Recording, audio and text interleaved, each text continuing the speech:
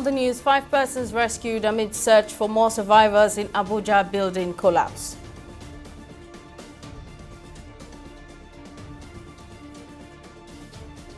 DHQ says death toll from Borno, multiple bombings still rising, 52 persons injured.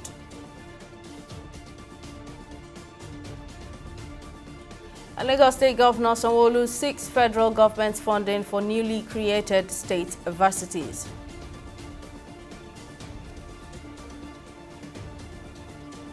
Thank you for joining us on News Now. I'm Simisola Adigun. 5 persons have been reportedly rescued when a 3-story building under construction collapsed in the Federal Capital Territory (FCT). The incident occurred at Westbrook Hotel in Abuja at about 8 p.m. on Monday. The survivors were rescued during the search and rescue operation by a team of first responders. While the cause of the collapse remains unknown and currently under investigation, authorities blame the disregard of builders and contractors to regulatory framework for construction projects. It was around 8:30 p.m. I was moving out for patrol when he called me. So I quickly carried the whole convoy, my convoy for patrol. All of us came here, including the DPO. All of us, we arrived here. So, and we rescued the first 3 people. We later rescued 2. We ensure that no person is under the rubbles of the sand. So, and up to now, we succeeded in rescuing them. There's no life lost. Developers, both construction general companies and individual developers, 1, they do not keep to building codes. 2, when there is a warning sign to suspend construction work, they don't obey. 3, they don't carry out integrity tests, especially when it has to do with existing buildings that are going to be renovated. 4, they don't give the workers personal protective wears. You could see some modifications and renovations taken on, which I want to confirm, or I want to believe that they have not done the due diligence. That's why this unfortunate incident could happen. But that notwithstanding, we are up and doing. But our markings are not immediately for demolition, no. Our markings are sometimes to draw the attention of the developer. Yesterday night around 7:30, we are up, so we are quicking. So you can't hear the building is shaking. So this my brother contact say, what is happening here? So rain no falling, thunder no struck. So as you can nothing. You can hear the thing like say vibration, like say rain is coming. So as you can jump, we follow window. As you can see say the thing is falling, you just follow window, calm down. The Defense Headquarters says the recent bombings in Borno State is a response to the successes in ongoing military operations in the country. The Director, Defense Media Operations, Major General Edward Buba, who made this known in a statement while commiserating with the victims, described the incident as Nigeria receding into a state of war. While reenacting the gory incidents that led to the loss of lives over the weekend, Buba further described the terror attacks as comprising of multiple person-borne improvised explosive device, otherwise known as suicide bombings. He assured that troops will stop at nothing to take the terrorists out of the battlefield. Reacting to the statement, a peace and security expert, Jaye Gaskia, who spoke to TV360 Nigeria, said due to the nation's porous borders, the violence can spread to other parts if necessary security measures are not implemented.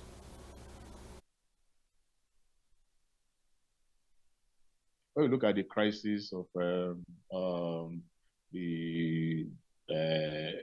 the Boko Haram insurgency and the splinter groups in the Northeast, the tendency has always been to just talk about the base states, that's Borno, Adamawa, and the Yobe states. But there are 6 states in the Northeast where terrorist cells, sleeper cells, can be incubating, and across which territory suicide bombers or a column that is going on an attack could pass through.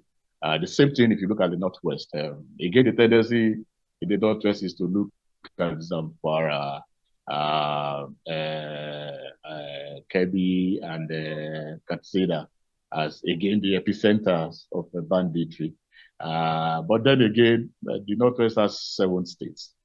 And so what this is saying is that beyond, because I think there is a lot of that is happening, beyond this, the attempts at building synergy across and among the security agencies and the military formations, it is even more important to build synergy geographically across borders in this state. So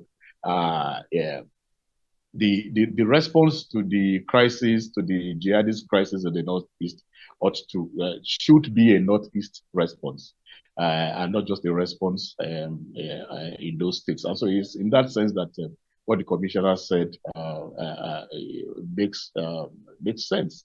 And that's why it's important to have more coordination among states, among state governments in these geopolitical zones, the Northwest governors, the Northeast governors. So and it's not enough to simply just have the governors' forums at the geopolitical zone level, just meeting, and then moving from meeting to meeting. It's about how do you then ensure that you are mutually, that you have joint plans of action, joint responses, and that you are mutually coordinating your responses.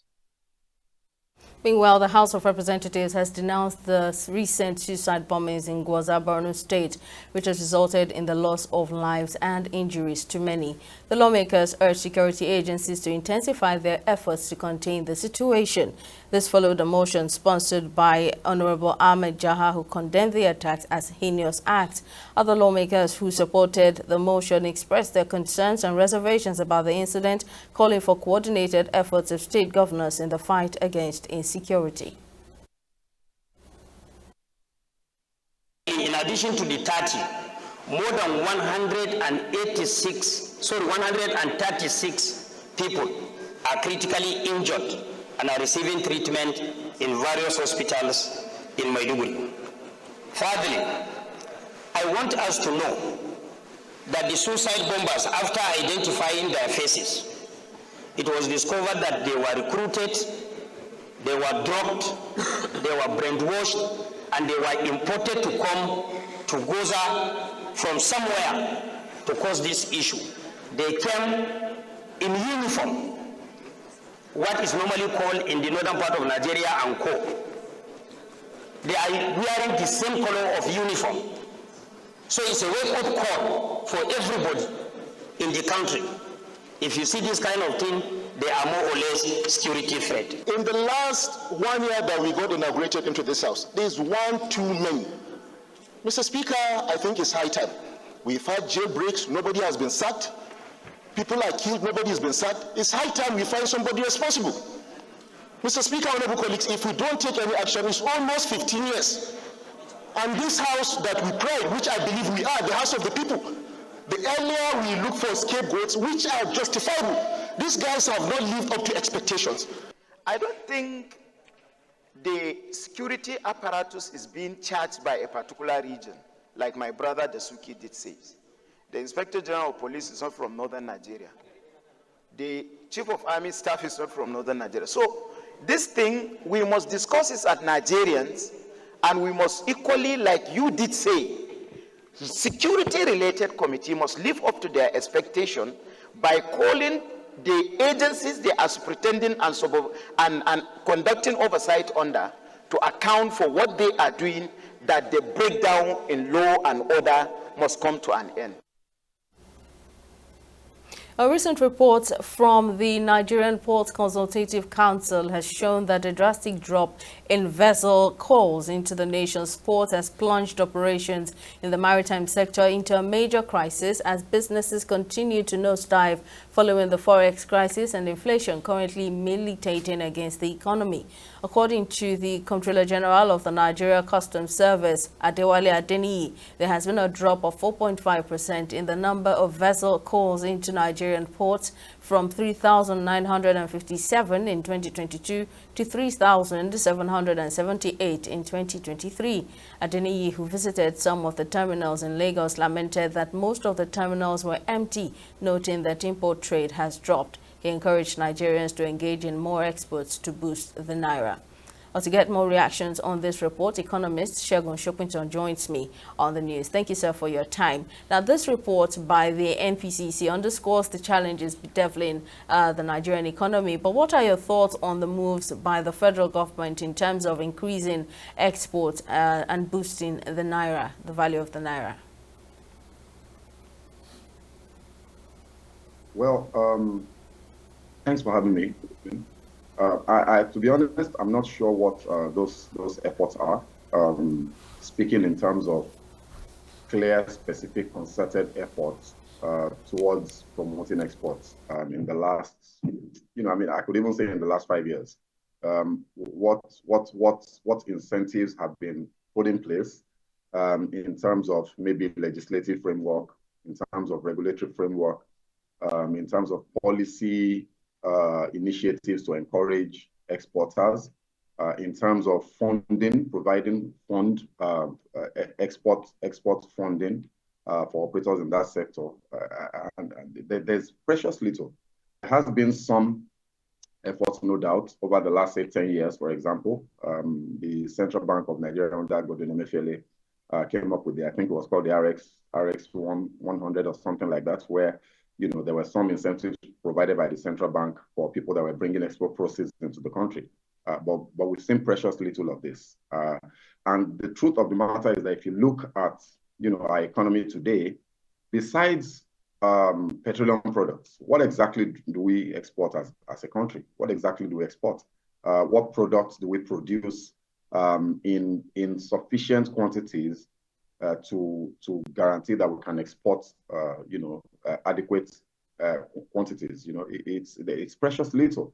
So I don't see the effort from government, especially in terms of very clear, well-articulated policies that can encourage people to channel their investments into export-related activities. There simply isn't enough. We've got to do more if we want to see more results.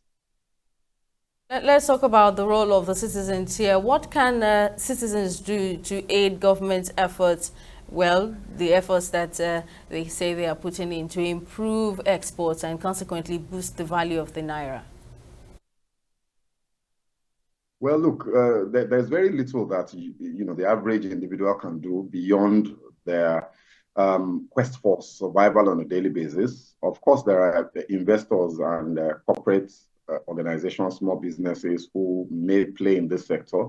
But I tell you, without clear efforts on the part of government to drive, activities in that sector, you won't get any results. These things don't happen by accident. So we need to see the government do far more in terms of encouraging citizens to channel their energies and their resources into pursuing exports. We have, the resources that we have at our disposal are almost limitless in terms of the things that we can do. We can go into talking about exportable products, but we have to be more deliberate about exploiting this, providing processing capacity locally, such that what we export are finished produce that we've added value to rather than raw materials. Whether you talk about the agricultural sector, or you talk about solid minerals, you talk about services,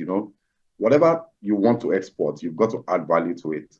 So I think that government needs to look beyond oil, which is providing almost all of our export process, foreign exchange revenues, and start encouraging people to produce things that are of export quality that can compete across the world. But of course, you do know that there are a lot of challenges locally with infrastructure and a number of our other ease of business. Could you? Doing business. I'm sorry to cut you short, Mr. Shopinton. This was happening. Right. Now, could the nation's high exchange rate also be a contributory factor affecting the drop in vessel calls in the country? To be honest, I struggle to see the connection, because the exchange rate affects duties mostly. Duties are important, but if you look at the overall landing cost of any produce or product, duties represent, depending on what products you're talking about, as low as 5%. Average duty rate is about 10%, 15%, and there are some items that you pay much higher than that. So the exchange rate on its own cannot explain these drops that we've seen. I think what we're experiencing is, on the other hand, is a drop in economic activity as a result of the challenges that we faced in the last year and a half. Inflation has been almost running out of control in the last 3 years, and that is telling. It's reducing the volume of economic activity that we have in the country. And then in the last year, once you then remove subsidy and hit the purchasing power of people, that would affect consumption. If consumption is affected, bearing in mind that our consumption is actually predominantly imported items, obviously that will then reduce the volume of things that you're bringing into the country. So I think it's more of a dwindling in a reduction in economic activity, and output that we're seeing playing out in this vessel calls than the exchange rate issue.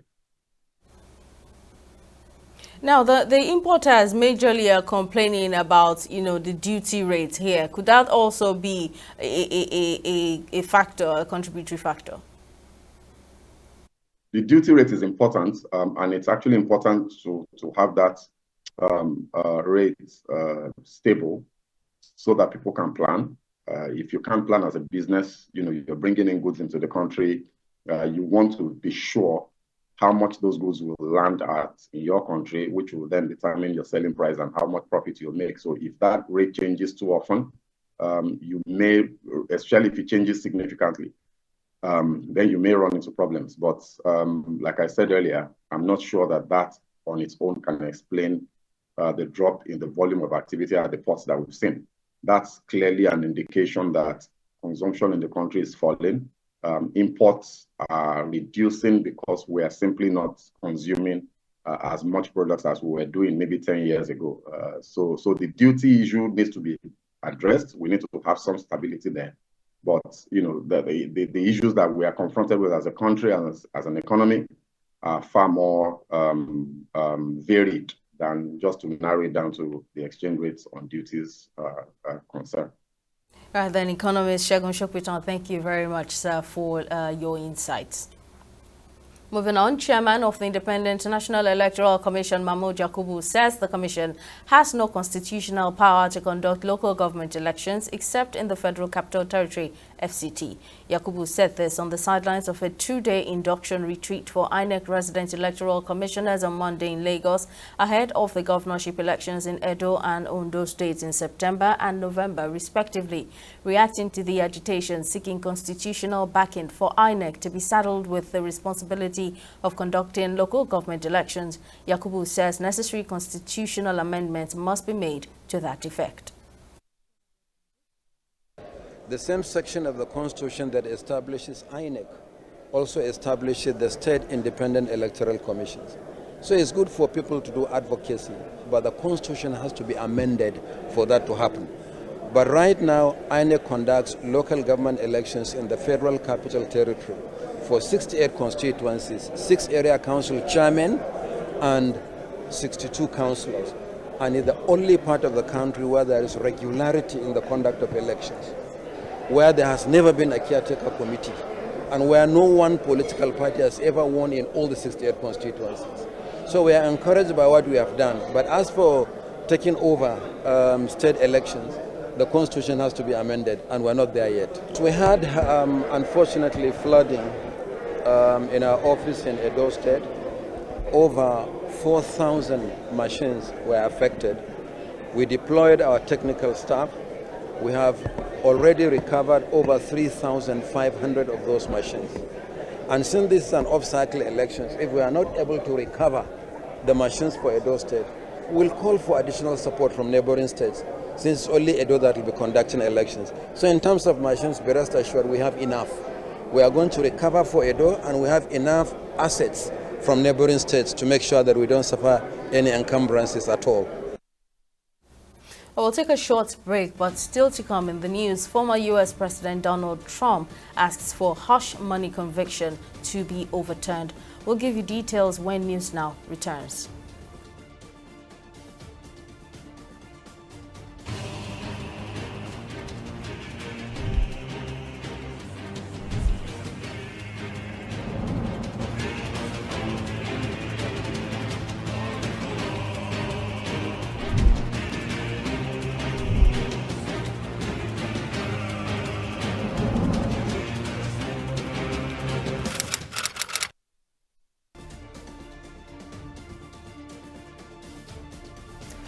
Welcome back. Here's a recap of our top stories. The Federal Capital Territory Police Command has confirmed the rescue of 5 persons who were trapped at a building that collapsed on Monday night at Unity House, Area 11, Garki. According to Police Public Relations Officer SP Josephine Ade, the building located at Unity House, Area 11 by Aquarius Street collapsed around 8:40 p.m. In a statement, the FCT Police Command says in response to a distress call, the FCT Commissioner of Police, Bennett Igwe, promptly moved to the scene with multiple patrol teams as first responders to cordon off the area for possible rescue. We also informed you that no fewer than the death toll in the Borno State bomb blast keeps rising. The bomb blast took place on Saturday, June 20, in Gwoza local government area of Borno State. The Director, Defense Media Operations, Major General Edward Bubahu, made this known in a statement while commiserating with the victims, said the terrorists have resorted to suicide bombing due to military successes in the theater. He said the act of suicide bombing is a response to recent successes in ongoing military operations.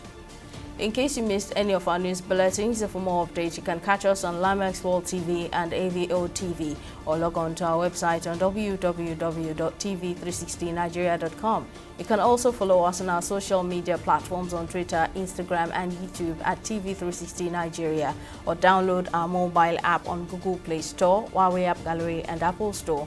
On Facebook, we're at TV360 Online.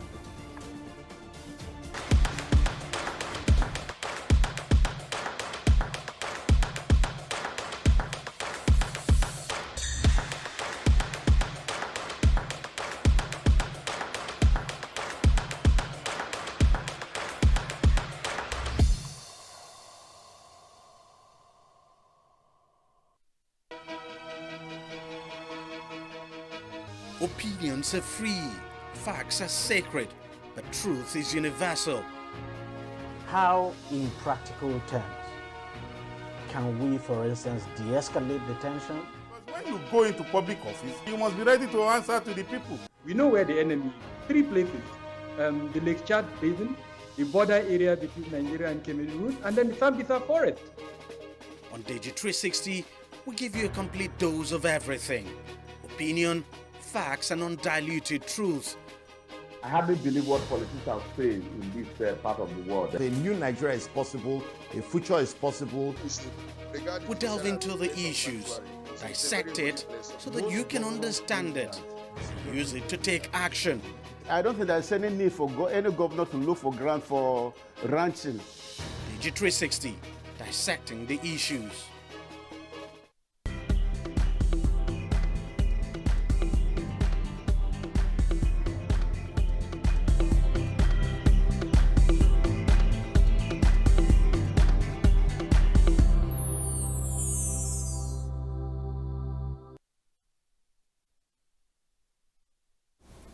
Well, let's now join Joy Uchejem for more stories in the world of business. Over to you, Joy. Thank you, Simi, and welcome to Business News. No fewer than 500,000 private business enterprises operating in Lagos State have been successfully supported and stabilized through a 10-year-bound credit program and seed capital by the Lagos State Employment Trust Fund. The acting executive secretary of the agency, Feisayo Alayonde, disclosed this while briefing reporters on activities lined up for the 3rd Lagos Employment Summit. She explained that since inception, the LSETF has disbursed 10 billion naira to 500,000 businesses and has organized 220,000 business sustainability training for entrepreneurs in the state. This report has more details. Besides disbursing funds, The Lagos State Employment Trust Fund says it has organized 220,000 business sustainability training sessions for thousands of entrepreneurs, while supporting new business ventures to scale up and refocus their financial growth to create jobs and improve business opportunities. Giving details of the one-day Lagos State Employment Trust Summit 3.0 slated for Wednesday, the agency's boss said the event would offer a platform for stakeholders on entrepreneurship and employability market to explore collaborative strategies and best practices in catalyzing job creation. We would have breakout sessions all staged at making sure we deliver on our mandate to create job opportunities across different sectors. We have segments targeted at the circular economy, the green economy, the gig economy. We have innovation, we have investment, we have technology, we have the green economy, I said already, but literally we're speaking to every employer of labor and inviting them to ensure we do the job together. Alayode further said the agency would also launch the Labor Management Information System, where Lagosians can get information on latest jobs on the market. Gives them free digital training skills, gives them free innovative ideas, master classes on legal support, master classes on financial acumen, all of these saying to the entrepreneur, how do you make sure your business is sustainable? That's one opportunity that we've created that gives the entrepreneurs the opportunity to create jobs. On his part, Special Advisor on Media and Publicity to the Lagos State Governor, Gboyega Akoshile, said the success of the LSETF reflects the Themes Plus agenda of Sanwo-Olu's administration.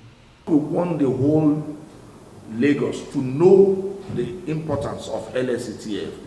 The LSETF is for everybody that is doing business legitimately in Lagos State, and you only need that platform to scale up and of course to further create value to the society by also becoming employer of labor. Other speakers highlighted the prospect of partnering with LSETF, adding that efforts by the agency in creating job opportunities for Lagosians have further advanced the vision of the state government. We'll take a short break and be back with stock market reports.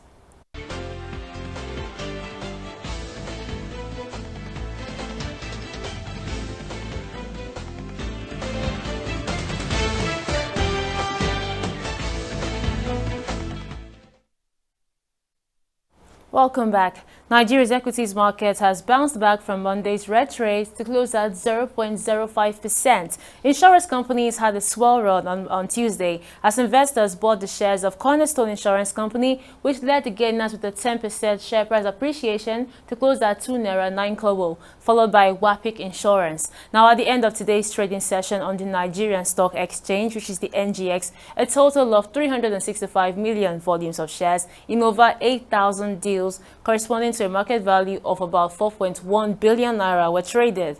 Now, for our foreign equities, London's benchmark stock index closed at more than 2-month low on Tuesday as investors were cautious ahead of parliamentary election, leading to the bearish close for Tuesday. The US Dow Jones also followed the same thread, but the Japan's Nikkei managed to keep their head above water and had a good run to close at 0.12% in the bulls. Now, let's take a quick look at our foreign exchange market. The dollar traded at 1,515 naira on the black market. The Great British pounds traded at 1,905 naira on the black market, and the euros traded at 1,600 naira on the black market. The euros didn't have much change on today's exchange, but that's Noble Business and Stock Market Reports. Simi, back to you for the rest of the news. Thank you very much, Joy. And on the foreign scene, Donald Trump's lawyers have asked for the former president's conviction in his hush money criminal case to be overturned and his sentencing this month delayed.